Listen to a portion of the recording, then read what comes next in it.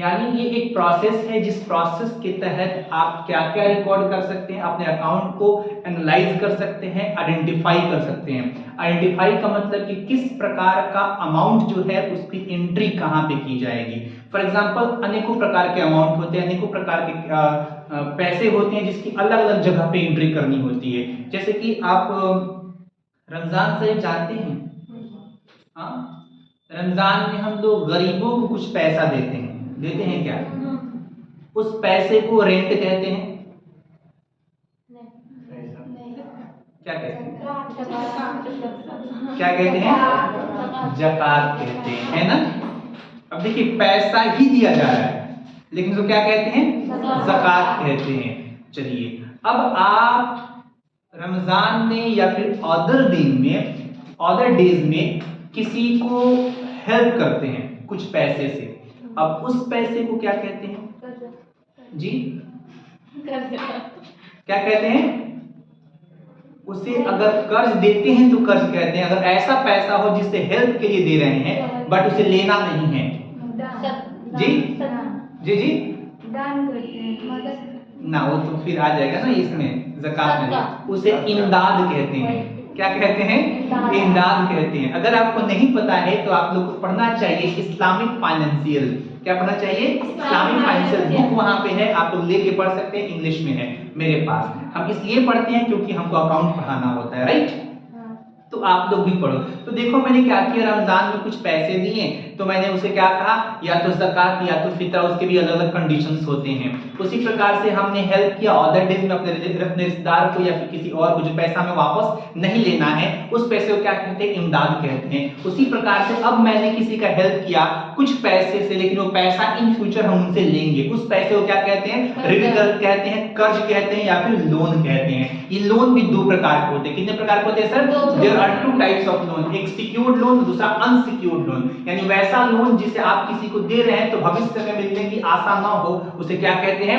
Unsecured loan कहते हैं। यानी क्या कहते हैं सर? अनसिक्योर्ड लोन कहते हैं वैसा लोन जिसे आप किसी को दे रहे हैं और उसके एवज में उससे कुछ दस्तावेज ले रहे हैं और जिसे भविष्य में मिलने की आशा हो, उसे सिक्योर्ड लोन कहते हैं।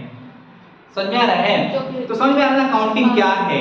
अलग अलग प्रकार का पैसा, मैं देखिए मैं कर्जी पैसा ही दे रहा हूं लेकिन सबका नाम चेंज हो रहा है। सबका नाम क्या हो रहा है? चेंज हो रहा है। इसी को तो अकाउंटिंग कहते हैं। अब आपने क्या किया भाई, सिक्योर्ड लोन एक बार और मैं समझ लेता हूं। सिक्योर्ड लोन हमेशा बैंक देती है आपको, क्योंकि बैंक में आप जाओगे तो आपका चेहरा देख के, शक्ल देख के आप बहुत गोरी है तो आपको पैसा नहीं दे देगा। दे देगा क्या? नहीं देगा। क्या कहेगा कि आप लोन कैसा लेना चाहते हैं, तो आपने कहा कि होम लोन लेना चाहते हैं, होम लोन लेना चाहते हैं, ठीक है, आप अपने जमीन का कागजात लेके आइए, आप होम लोन लेके जाइए। इसमें क्या होगा, भविष्य में वो पैसा आपसे किसी प्रकार से वसूल कर सकता है। अगर आप उसे जमा करने में असमर्थ रहे, क्या रहे? असमर्थ रहे, तो आपके जमीन पे बैंक का कब्जा हो जाएगा, वो उसे नीलामी करके अपना पैसा वसूल कर लेगा। इसे कहते हैं सिक्योर्ड लोन। यानी वैसा कर्ज जो दिया गया है जिसे आप भविष्य में लेने की कैपेसिटी रखते हो, आशा रखते हो या किसी प्रकार से वसूला जा सकता है, उसे क्या कहते हैं? सिक्योर्ड लोन कहते हैं। और loan from friend, loan from friend, जैसे कि रोशनी ने क्या किया, दाऊद को 5000 रुपया दिया, यानी इसको इंग्लिश में ऐसे कहते हैं, Roshni paid 5000 to mister Dawood. Mister Dawood को क्या किया? 5000 रुपया रोशनी ने पे किया, है ना, लोन के तौर पे। किसके तौर पे? लोन के तौर पे। इस पैसा को डालेंगे अनसिक्योर्ड में, क्योंकि रोशनी ने बिलीव पे उनको दिया है, उनसे कोई दस्तावेज, कोई कागजात या उनका खेत बंदिक नहीं रखा है। तो अगर खेत बंदिक नहीं रखा, कोई जेवर उनसे नहीं लिया, है ना, तो उनको बस बिलीव पे दिया है। हो सकता है कल दाऊद विदेश चलेगा और उनको भूल गए, पैसा देने वाला नहीं है। तो वैसा पैसा जिसमें कोई गारंटी ना हो, क्या ना हो? कोई गारंटी ना हो लेन देन के लिए, उसे अनसिक्योर्ड लोन कहते हैं। क्लियर हो गया? यही तो है अकाउंटिंग, है ना। अब दूसरी चीज, हम लोग सामान खरीदते हैं। क्या करते हैं भाई?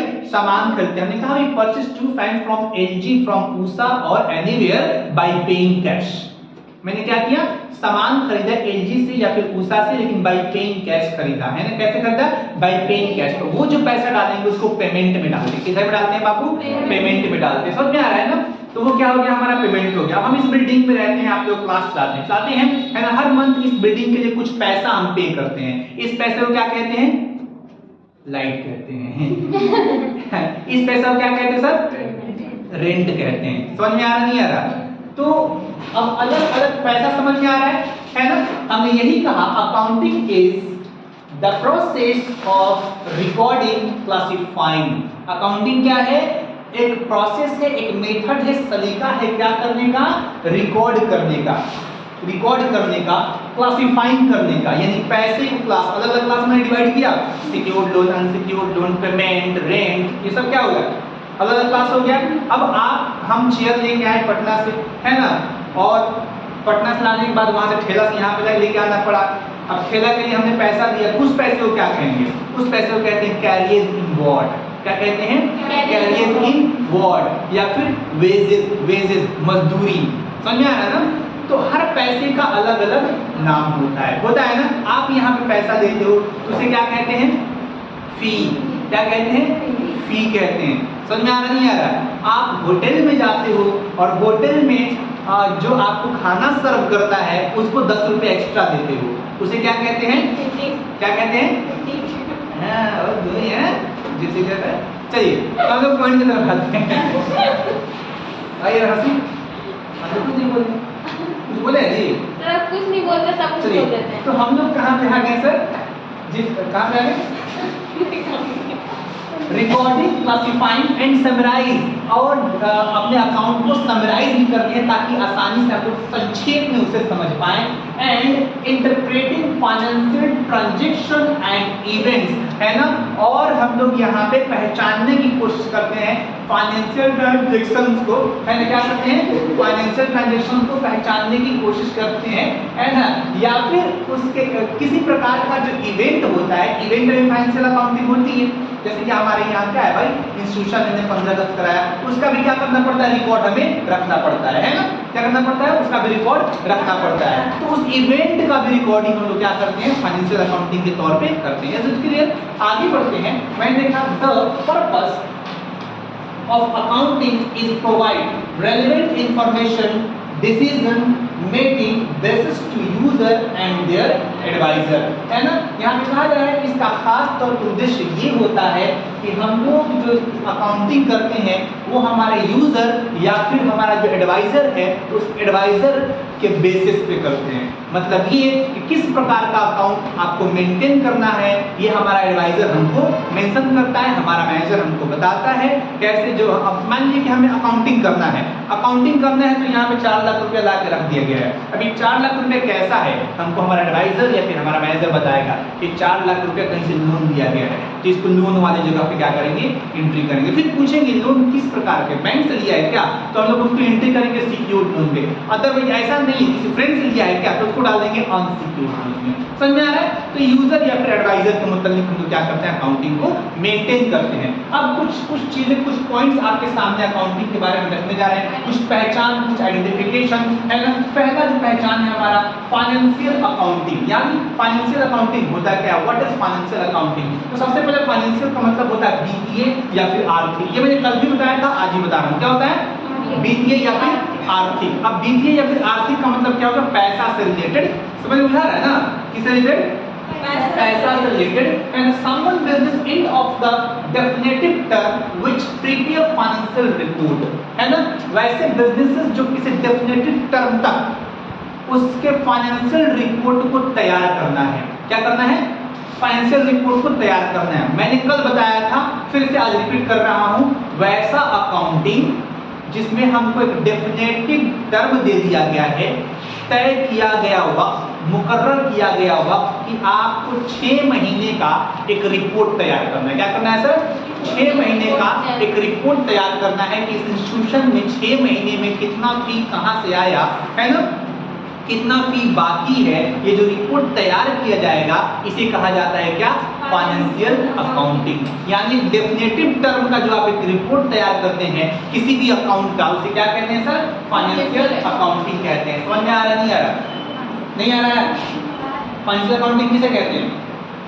एक डेफिनेटिव टर्म, यानी तय किया गया वक्त, लाइक 1 मंथ का, 2 मंथ का, क्या करो, एक फाइनेंशियल रिपोर्ट तैयार करो। Is it clear? उसे ही कहते हैं क्या, फाइनेंशियल अकाउंटिंग। कोई कंफ्यूजन? अगर आपके सामने आता है sir what is financial year, क्या आता है ये फाइनेंशियल ईयर क्या होता है, तो हमने यहाँ पे लिखा है a period of 12 month started on 1 April and and on 31 मार्च, इसे ही कहा जाता है फाइनेंशियल ईयर।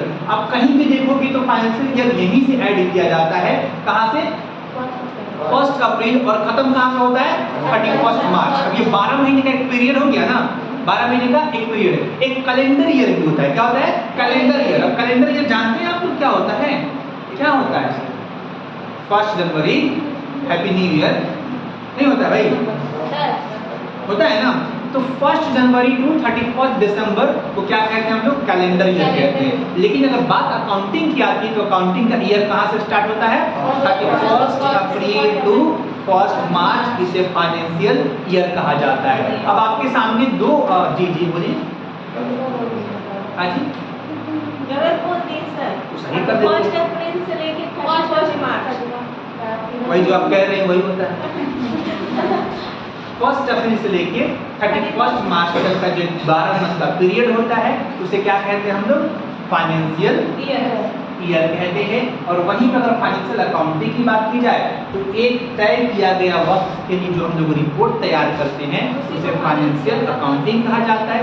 आगे बढ़ के मैंने देखा तो एक और हमको ऑप्शन मिला, वो क्या था, बुक रिगार्डिंग ईयर। क्या था सर, बुक रिगार्डिंग ईयर। अभी बुक रिगार्डिंग ईयर क्या होता है, बुक रिगार्डिंग ईयर कहा जा रहा है a period of starting record transaction of a company, एक पीरियड जहां पे हम लोग क्या करते हैं, period of starting record transaction of a company, यानी वो पीरियड जहां से या फिर वो वक्त जहां से हम लोग अपना ट्रांजैक्शन स्टार्ट करते हैं। फॉर एग्जांपल हमारी कंपनी स्टार्ट हुई किसमें, 2023 में, और 2023 में हमने कंपनी को स्टार्ट किया तो जाहिर है ट्रांजैक्शन भी 2023 से ही होगा। हम एक दुकान खोले हैं तो लेन देन कब से स्टार्ट होगा, एक दुकान खोले 2023 में, लेन देन कब से स्टार्ट होगा, 2023 से। तो ये 2023 जो होगा ये आपके लिए क्या होगा, आपका बुक रिगार्डिंग ईयर कहलाएगा। तो आपसे पूछा जाए कि आपके कंपनी का बुक रिगार्डिंग ईयर क्या है, तो आप उस ईयर को बताएंगे जिस ईयर से आपने अपने ट्रांजैक्शन को स्टार्ट किया रिकॉर्ड करना। आपके सामने क्वेश्चन है फाइनेंशियल ईयर क्या है, तो आप सिंपली कह सकते हैं 12 मंथ का एक पीरियड जो कि स्टार्ट होता है 1 अप्रैल और खत्म होता है 31 मार्च। Is it clear? ये क्या हो गया हमारा फाइनेंशियल ईयर हो गया। अब आपके सामने फाइनेंशियल अकाउंटिंग आता है तो वहां पे आपका आंसर क्या होगा, फाइनेंशियल अकाउंटिंग क्या होता है, एक पीरियड जो तय किया गया है, लाइक 1 मंथ का, 2 मंथ का, 6 मंथ का, है ना, इसका जो हम लोग रिपोर्ट तैयार करते हैं इसी को फाइनेंशियल अकाउंटिंग कहा जाता है। नेक्स्ट और लास्ट मैंने देखा बुक कीपिंग।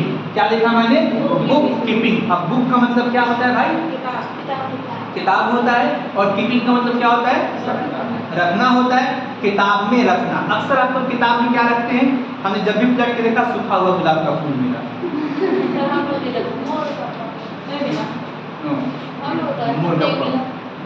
मुर्गा पंख रखती है ना। अच्छा हम भी सोचते थे कि छोटा सा रखेंगे तो बुरा होगा ये, ऐसा आप भी सोचते थे है ना, उसमें चौक दे तो खाएगा इसके खा तो बुरा होगा, है ना।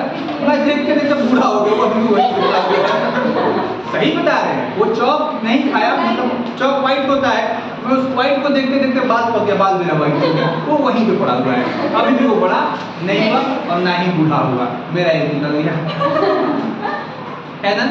तो अब हम लोग बुक कीपिंग के बारे में बात कर लेते हैं।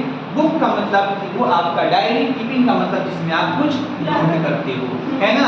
बुक कीपिंग इसी को कहा जाता है ना, और इसी को अकाउंटिंग भी कहा जाता है। हमने देखा book keeping is the art. Book keeping क्या है, हाँ कभी बुरे हो जाएंगे, खाना क्यों मारती है।